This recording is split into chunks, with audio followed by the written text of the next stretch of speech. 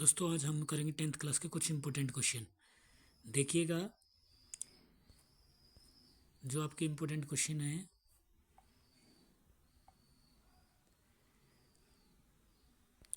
जैसा कि यहाँ पर पहला क्वेश्चन दिया गया है आपको थोड़ा सा साइज इंक्रीज कर देते हैं। If third term AP is 5 और सेवन्थ टर्म इज 13 और आपसे पूछा क्या है कॉमन डिफरेंस, और आपको ऑप्शन दिए हैं 1 2 3 4। तो यहाँ से हम क्या करेंगे, यहाँ मैं ऊपर लिख देता हूँ। ऊपर आपके पास क्या है, यहाँ देखिएगा A3 को हम क्या लिख सकते हैं, A1 plus 2D equal to 5, ये हम लिख सकते हैं A1 को, और A3 को, और A7 को क्या लिख सकते हैं, यानी कि जब फॉर्मूला लगाते हैं तो वहाँ पर एक कम होता है, तो यहाँ पर हम लिख सकते हैं इसको A1 plus 6D equal to 30।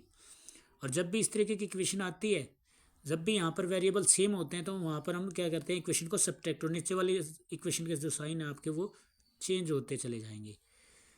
इससे ये कट जाएगा, आपका पास बचेगा -4D इक्वल टू -8। माइनस से माइनस कट जाएगा, 4 1 जा 4, 4 2 जा 8, तो आपका आंसर आएगा यहाँ पे 2। क्या आंसर आया आपका, 2 आंसर आया। इसी तरीके से अगर आप नेक्स्ट क्वेश्चन के ऊपर चलेंगे, इसको मैं इरेज कर देता हूँ।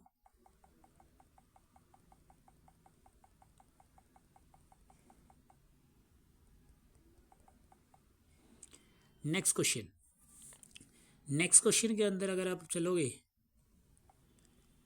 देखिएगा यहाँ लिखा from a point of a circle tangent to a circle 24 centimetre and OP from the centre 25 centimetre. आपको रेडियस पूछी है।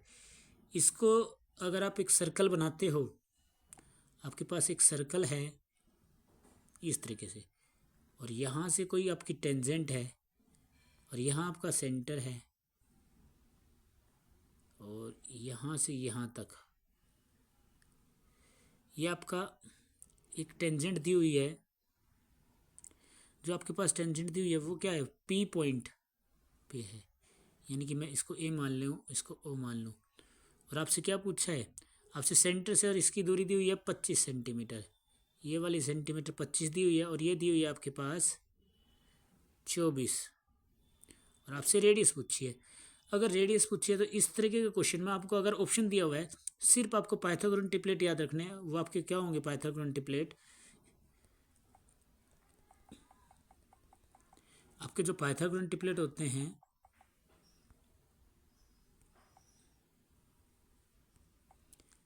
जो आपके पाइथागोरन ट्रिपलेट होंगे वो होते हैं 7 24 25।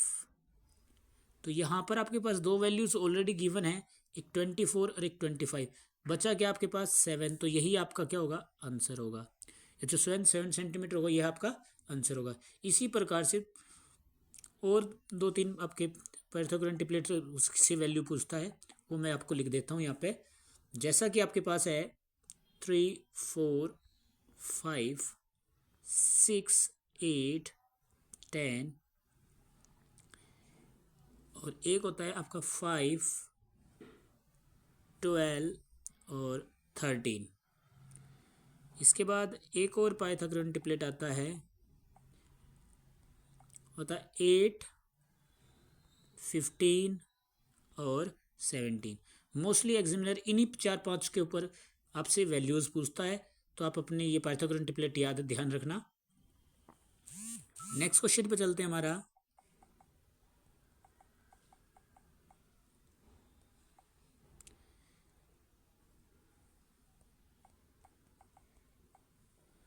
नेक्स्ट क्वेश्चन है, सॉरी,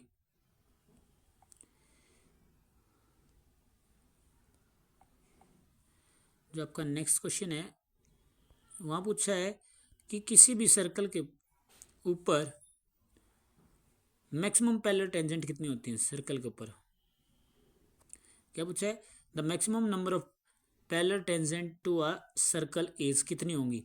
तो अगर हम यहाँ पे एक सर्कल बनाते हैं,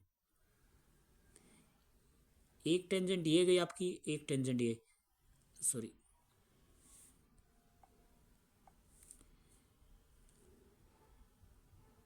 एक टेंजेंट ये, तो कितनी टेंजेंट हुई आपकी? पैरेलल जो कहीं भी इंटरसेक्ट नहीं करेंगे वो दो पैरेलल हुई। अब कितनी हुई आपकी? दो। एक मिनट, कितनी हुई? दो। नेक्स्ट क्वेश्चन है आपके पास, the distance the point from the origin. Origin से अगर डिस्टेंस पूछ रहा है आपसे, अगर आपसे ओरिजिन से डिस्टेंस पूछ रहा है, अगर आपसे किसी डिस्टेंस पूछे ओरिजिन से, तो उसके लिए सीधा फॉर्मूला होता है, ये जो हमारे पास वैल्यूज़ होंगी ये होंगी आपके पास एक्स और वाई। और आपसे ओरिजिन से डिस्टेंस पूछा है तो इसके लिए डायरेक्ट फॉर्मूला होता है आपके पास x square plus y square. और इसकी वैल्यूज अब अगर आप करोगे तो यहाँ आ जाएगा 5 का स्क्वायर प्लस -7 का स्क्वायर। और इसको सोल्व करोगे तो ये आ जाएगा 25 प्लस 49। और इन दोनों को अगर आप सोल्व करते हो तो आपका आएगा, इन दोनों को ऐड करने के बाद आएगा आपका √74। √74 आपका आंसर होगा।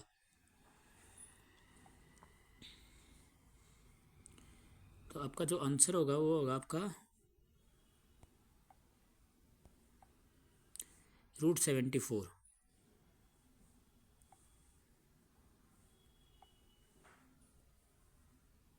ये वाला जहाँ पर आपका ये सर्कल है, ये वाला आपका आंसर होगा √74।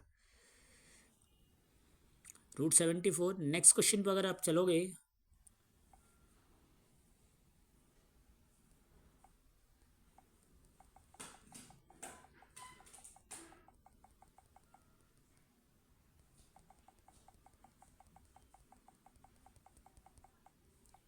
तो अगला अगला आपका क्वेश्चन क्या होगा?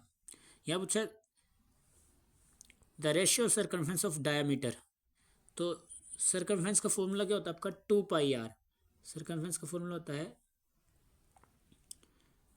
2πr। और रेशियो पूछा है किसके रिस्पेक्ट में? डायमीटर। और डायमीटर का फॉर्मूला होता है आपका 2r।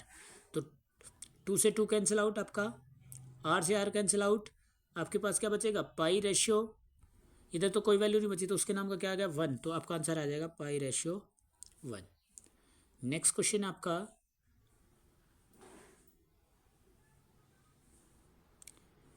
नेक्स्ट क्वेश्चन पे चलेंगे तो वो देखिएगा,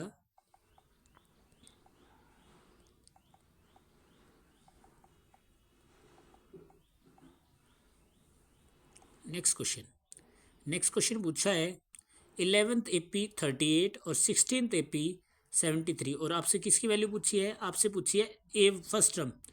तो इस प्रकार के क्वेश्चन में क्या करते हैं, आपसे क्या पूछा है? आपसे पूछा गया है कि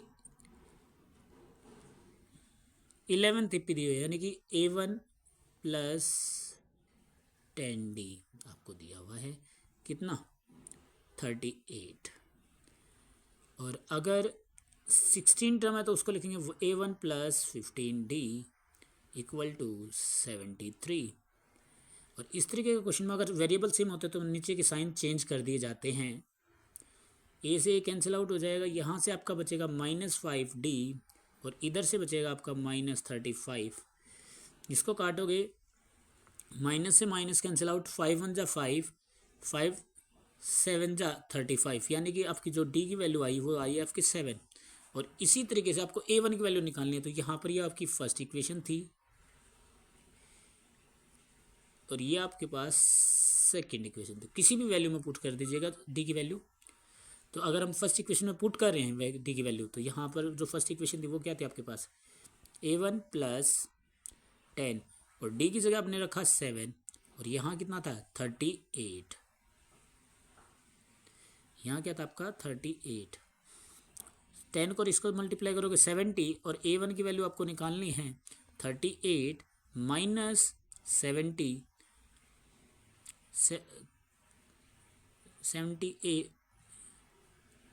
38 है ना, तो यहाँ हो गया -70। तो यहाँ से आपका आएगा -32। तो जो आपका आंसर आएगा वो आएगा आपका सी ऑप्शन।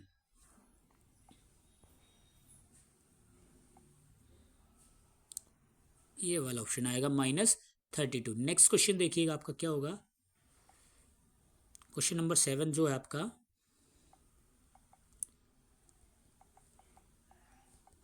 इसको मैं इरेज कर देता हूँ एक बार। तो आपका जो नेक्स्ट क्वेश्चन होगा, ये क्वेश्चन बहुत महत्वपूर्ण क्वेश्चन है, कई बार आपके एग्जाम में आ चुके हैं और आने की संभावना है।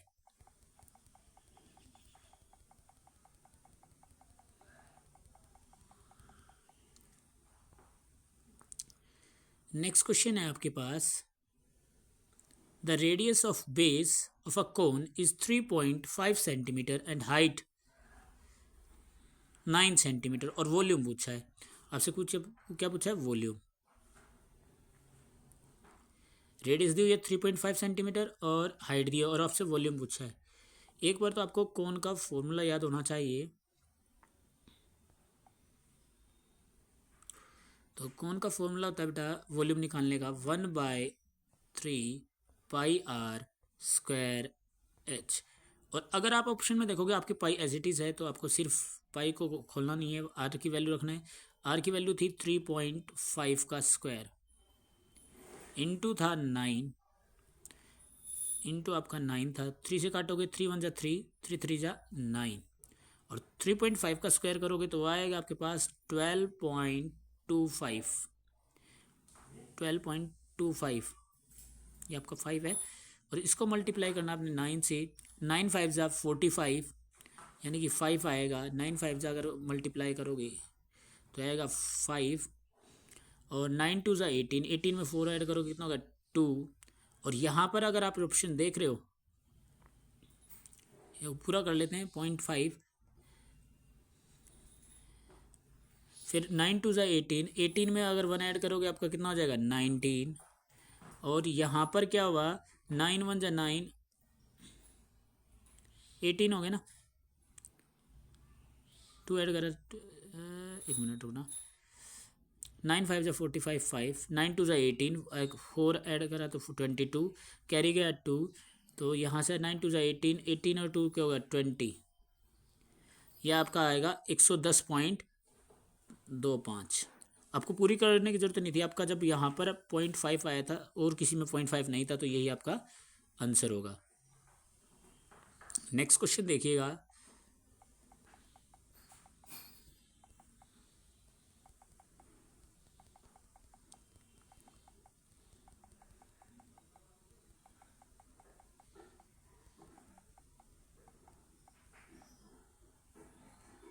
आपसे क्या पूछा है? P ऑफ E दिया हुआ है,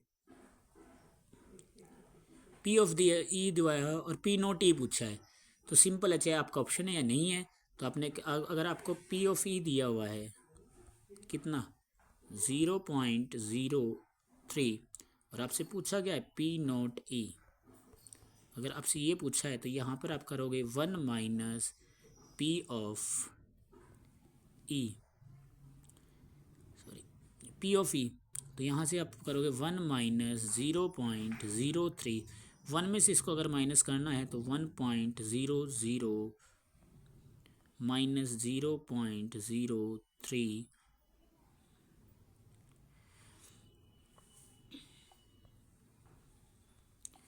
जीरो थ्री। तो इसको सोल्व करने के बाद आएगा 0 में से 3 तो जा नहीं सकता, एक आया 7, और यहाँ से एक कैरी लिया, इसको कितना होगा 10, 10 7 आया तभी।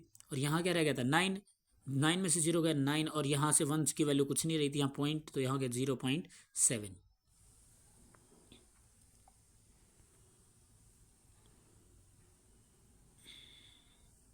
नेक्स्ट स्लाइड देखते हैं हम अपनी।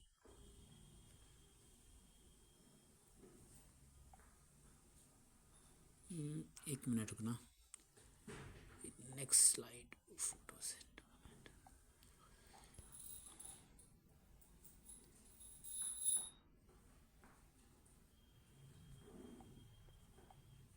ये वाली स्लाइड, 2 क्वेश्चन है हमारे पास इस स्लाइड के अंदर। पूछा relation between HCF and LCM। हमेशा याद रखना, अगर आपसे HCF और LCM की बात करेगा तो यहाँ वो उसने यहाँ पर अगर आपसे कोई भी वैल्यू दी है, रिलेशन HCF और LCM में 12 20 या कुछ भी वैल्यू दी है, तो यहाँ पर हमेशा आपका जो LCM होगा एलसीएम वो ग्रेटर देन होगा, एलसीएम ग्रेटर देन होगा एचसीएफ से, एलसीएम ग्रेटर देन होगा एचसीएफ से। तो यहाँ से आपका यानी कि एलसीएम ग्रेटर देन एचसीएफ। तो ऐसा कौन सा ऑप्शन है? ऐसा आपका एक ही ऑप्शन है, वो है आपका सेकंड ऑप्शन। नेक्स्ट क्वेश्चन जो आपका आता है वो देखिएगा,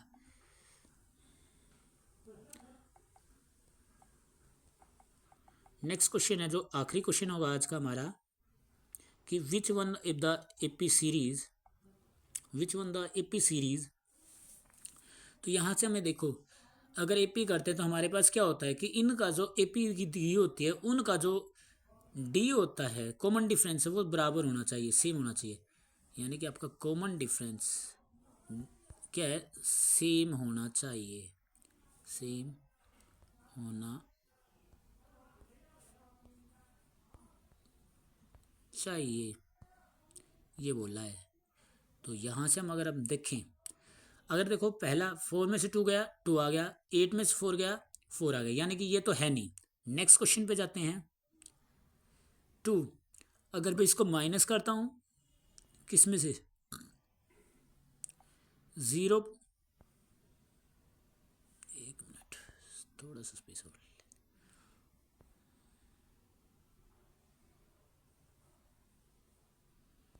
इसको मैं एक बार इरेज कर देता हूँ थोड़ा अच्छा से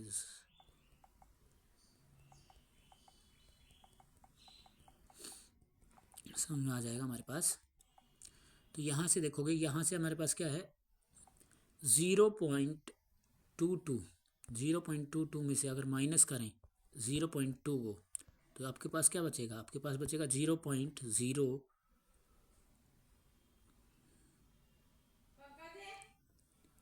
हाँ जी,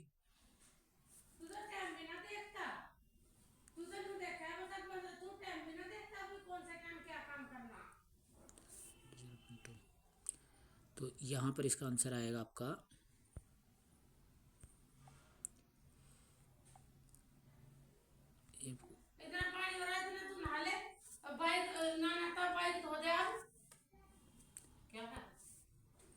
एक मिनट, यहाँ पर आपका जो आंसर आएगा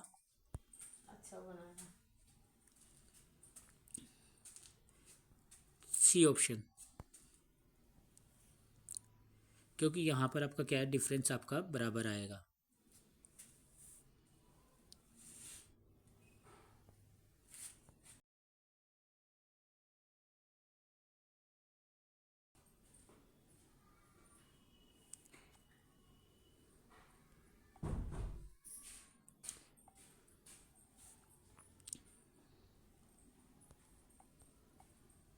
Please subscribe my channel and support me and continue this plan.